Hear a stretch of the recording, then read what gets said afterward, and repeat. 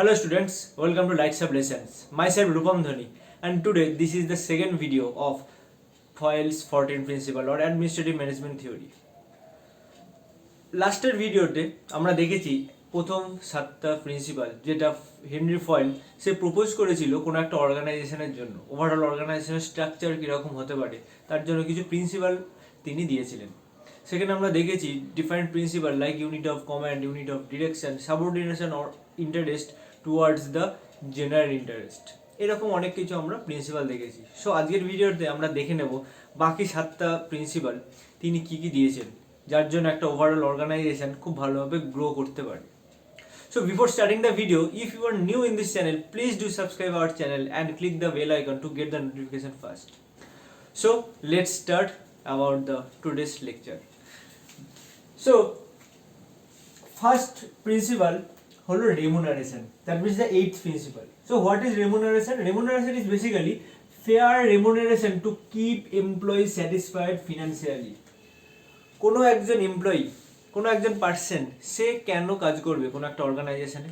আমি যদি তোমাদের জিজ্ঞেস করি তোমরা কেন অর্গানাইজেশনে কাজ করবে, ডেফিনেটলি শুধু তোমাদের না, সারা পৃথিবীতে যতজন কোনো একটা অর্গানাইজেশনে কাজ করে বা কোনো একটা বিজনেস করে তার মেন পারপাস কি? তার মেন পারপাস হলো কিছু আর্ন করা, কিছু রেভিনিউ জেনারেট করা। ওকে, তো সেই রেভিনিউ জেনারেট করার জন্য বা কিছু স্যালারি পাওয়ার জন্য, কিছু ইনকাম করার জন্য সে যে কাজটা করছে। হেনরি ফয়েল বলেছেন যে প্রত্যেকটা অর্গানাইজেশনে এমপ্লয়িরা যা কাজ করছে সেই কাজের অ্যাকর্ডিংলি তাদের যেন রেমুনারেশন স্ট্রাকচারটা হয়।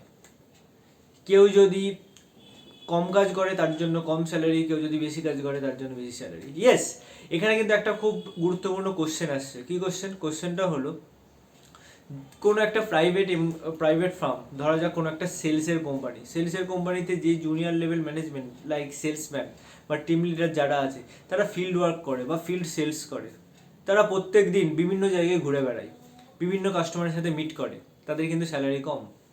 বাট যে লোকটা ম্যানেজার পজিশনে আছে, ব্রাঞ্চ ম্যানেজার হিসেবে আছে, সে কিন্তু সারাদিন অফিসে বসে আছে, এসি করে, তার কিন্তু স্যালারিটা বেশি। হোয়াই? বিকজ তাদের আপাত দৃষ্টিতে মনে হচ্ছে যেন তারা বসে আছে, বাট তাদের কিন্তু অনেক এক্সট্রা প্রেশার থাকে। তারা বেসিক্যালি স্মার্ট ওয়ার্ক করে, তারা বেসিক্যালি এই সেলসম্যানগুলোকে মোটিভেট করে, তারা বেসিক্যালি তাদের ট্রেনিং দেয় তারা কিভাবে কাজটা করবে। সো এইটাই হলো তাদের মেন কাজ, সেই জন্য তারা বেশি স্যালারি পায় সেলসম্যানের থেকে বা লোয়ার লেভেল ম্যানেজমেন্টের থেকে। সো এই এমপ্লয়ি মোটিভেশন সেটা হতে পারে সেটা মনিটারি বেনিফিট দিয়ে বা নন মনিটারি বেনিফিট দিয়ে। সো সব কিছুই কিন্তু আমার রেমুনারেশনের আন্ডারে পড়ছে। যদি আমি আমার অর্গানাইজেশনে তুমি কাজ করো, তোমাকে আমি বললাম drop and pick facility. So that means what? That means তুমি ফ্রিতে বাড়ি থেকে অফিস যাতায়াত করতে পারবে, সেটা কিন্তু কোনো এক্সট্রা আমি টাকা দিচ্ছি না, বাট আমি একটা সার্ভিস প্রোভাইড করছি তোমাকে। That is also under remuneration structure. Okay, so next is what? The scalar chain. So next principle is scalar chain. What is that? Scalar chain means the hierarchy of authority from top level to lower level. So that means top level like CEO, then under that there is a different state manager, then area manager, then location manager, then branch manager, then manager. So like this it is a scalar chain. It is called the scalar chain. That is the hierarchy of authority. যে কার কাছে authority আছে তার down level ম্যানেজমেন্টকে guide করার জন্য। So that is called hierarchy of authority and this is called scalar chain because it is like a chain. It is a chain system. Under state manager there is 1 or 2 area manager. So under each area manager there is location manager, branch manager, like this. So that is called scalar chain.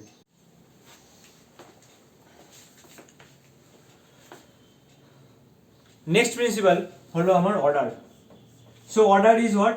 Order means basically the social order in the organization. কোন একটা organisation, সেই অর্গানাইজেশনটা কিন্তু আশেপাশের society বা নেচারকে ছাড়া independent থাকতে পারে না।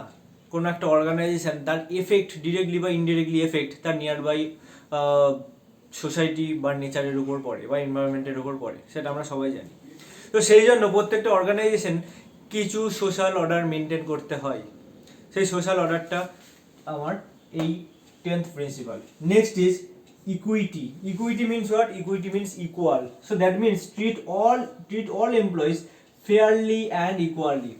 Treat all employees fairly and equally. কোনো একটা অর্গানাইজেশনে যদি কোনো একটা ইনসিডেন্ট ঘটে, সেই ইনসিডেন্টটা জাজ করা উচিত ইকুয়ালি, দুজনের কথাই আমরা শুনতে হবে।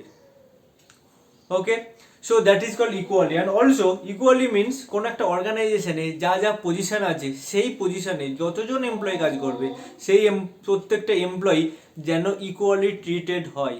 লাইক ফর এক্সাম্পল, ধরা যায় একটা স্টেট ব্যাঙ্ক অফ ইন্ডিয়ার কোনো একটা employee. So state bank of ইন্ডিয়ার কোনো একটা এমপ্লয়ি, সে কলকাতা ব্রাঞ্চে বসে যা স্যালারি পায়, যা যা ফেসিলিটি পায়, সে মুম্বাইয়ের একটা ব্রাঞ্চে বসেও কিন্তু সেম স্যালারি বা ফেসিলিটি পাবে। হতে পারে তার লোকেশন ওয়াইজ তার হাউস রেন্ট অ্যালাউন্সটা একটু কম বা বেশি, বাট বাকি ফেসিলিটি সব কিন্তু সমান। So because of what? Because of this equity principal. So next principle is stability of tenure of personnel. So what do you mean by personnel?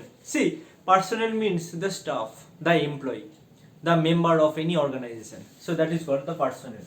That means what? That means the assure employee about job security. আমরা সবাই কাজ করি কিন্তু job সিকিউরিটির জন্য। So job security, what is job security? Job security means তোমরা যখন job security পাবে, মানে সহজে কেউ কোম্পানি থেকে তোমাদের তাড়াতে পারবে না, অ্যাজ সিম্পল অ্যাজ দ্যাট। তো সেই জন্যই ম্যাক্সিমাম পার্সেন্ট ট্রাই করে গভর্নমেন্ট সেক্টরে যাওয়ার জন্য। Because of what? Because of this job security. Private কোম্পানিতেও জব সিকিউরিটি আছে, বাট সেখানে অনেক hard. So that is the stability of tenure. So job security যদি থাকে, তাহলে সেই এমপ্লয়িটা খুব ভালোভাবে কাজ করতে পারবে, কারণ সে তখন জানবে সে যাই কাজ করুক, আমি কোম্পানির জন্য কাজ করছি, আমার এই কাজটা করার পর কোম্পানি আমাকে তাড়াবে না। So that's why the job security is needed. Next is what? Next is the initiative. This is another most important principle, that is initiative. That means the right to do work in innovative way. Right to do work in innovative way. ধরা যাক আমি একজন manager, আমার আন্ডারে 5 জন team leader আছে। আমি 5 জন team লিডারকে সকাল থেকে রাত অবধি কে কি করবে, কোথায় কোথায় যাবে, সব কিছু আমি বলে দিচ্ছি। এমনকি কিসে যাবে সেটাও আমি বলে দিচ্ছি। তার যেন একটু কথা নড়চড় না হয়। তাহলে সেই এমপ্লয়িটা, সেই টিম লিডারটা কি মোটিভেটেড থাকবে? কখনোই থাকবে না। সো এখন যদি আমি তাকে রাইট দিই, আমি তাকে অথরিটি দিই যে তোমাকে এই কাজটা করতে হবে, কিভাবে তুমি করবে সেটা তুমি নিজের মতো করো, নিজের ইনোভেটিভ ওয়ে দিয়ে করো। So that is called initiative. প্রত্যেকটা এমপ্লয়ি সে যদি ফিল করে যে কোনো একটা কাজের ইনিশিয়েটিভ সে নিতে পারে, তার সেই রাইট আছে, তাহলে কিন্তু সে আরও বেশি মোটিভেটেড হবে, সে আরও ভালোভাবে কাজটা করতে পারবে। দ্যাট মিনস তার নিজের যেমন গ্রোথ হবে, ওভারঅল অর্গানাইজেশনেরও গ্রোথ হবে। Okay, next and last principle, that is esprit de corps. So that means the teamwork. Esprit de corps. This means what? This means the teamwork. প্রত্যেকটা এমপ্লয়িতে যত এমপ্লয়ি মেম্বার আছে, group of employee আছে, তারা কিন্তু একসাথে teamwork হিসেবে কাজ করা উচিত। সো টিমওয়ার্ক হিসেবে কাজ করলে কি হবে? টিমওয়ার্ক হিসেবে কাজ করলে তাদের মধ্যে যে হারমোনিটা থাকবে, সেই হারমোনিটা মেনটেন হবে, তারা একে অপরকে হেল্প করবে। তাতে আলটিমেট কি হবে? তাতে আলটিমেট ওভারঅল গ্রুপের যেমন গ্রোথ হবে, ওভারঅল অর্গানাইজেশনের গ্রোথ হবে। আর অর্গানাইজেশনের গ্রোথ যদি একবার হয়, তাহলে তার একটা শেয়ার, তার একটা প্রফিট, তার একটা বোনাস, সেটা কিন্তু এমপ্লয়িরাও পাবে। So it is a interlinked between employee and the organization. Okay, so this is up to the Fayol's 14 principal. I think তোমরা বুঝতে পেরেছো। যদি তোমাদের কোনো ডাউট থাকে, তোমরা কমেন্ট বক্সে লিখে জানাও, অথবা নিচে যে মেল আইডি দেওয়া আছে ডিসক্রিপশন বক্সে, সেখানেও তোমরা কোয়ারি করতে পারো। So thank you, and will meet in the next video. So till then, stay tune with us. Thank you.